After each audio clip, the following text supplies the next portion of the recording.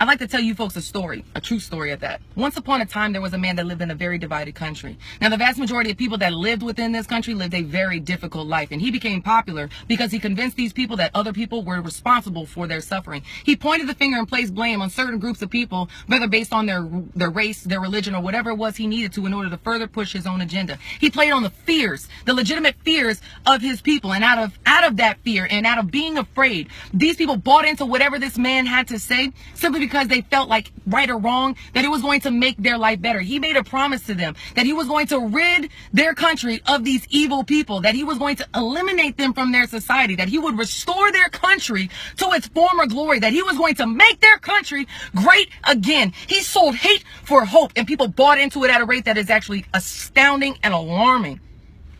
It's important to note also at this time that nobody in the world took this man seriously. They made jokes about it. They did cartoons and caricatures, and they did comical sketches and so on and so forth, because nobody believed that this man would actually be able to accomplish everything that he said he was going to do.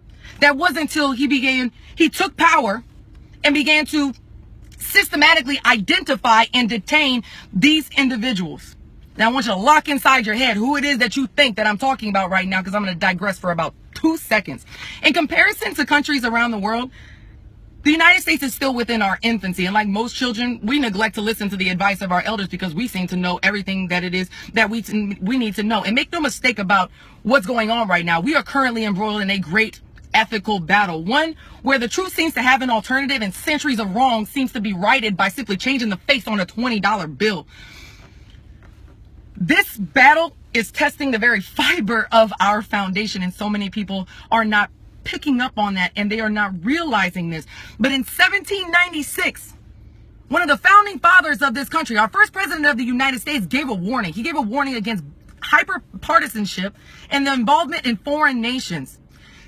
George Washington was so fearful of political parties and so adamant against them that he was the only president in United States history, fact, not fiction, that did not belong to a political party. And matter of fact, in his farewell address, he made it a point to point that out. And he said that political parties would eventually divide this country so much that it would make this country so dysfunctional, our government so dysfunctional, that it would divide the people so badly that it would frustrate them to such a degree that they would open the door for a demagogue to rise to power. Now that is almost prophetic. History is factual. Alternative facts have no place in it. 2 meteorologists can sit there and debate predictions on the weather for tomorrow, but it would be foolish of them to try to sit there and debate what the weather was like the day before. What I know is that I am tired. I am tired of being politically correct. I'm tired of arguing fictions with facts. I'm tired of being cursed out and called names simply because somebody cannot defend their argument logically, intelligently, and with respect.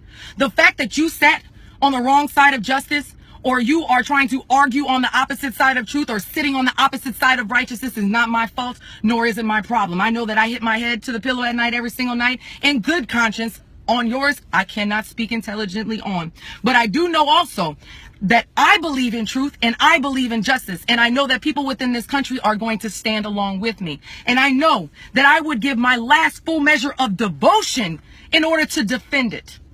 Truth and justice. Now, flipping back to that story I was talking about. You locked in your head who I was talking about, right?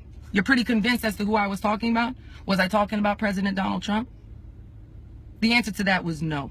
I was actually talking about the rise of power of one Adolf Hitler, the man who is responsible for the mass genocide of the Jews, killing millions of people that would thrust this entire world into World War II. Do I think that we are going that way? Do I think that it could become that radical? I have absolutely no idea. What I know is that that history has already been written, and we are writing ours currently right now. So it's time for people to decide where their conscience lies on this.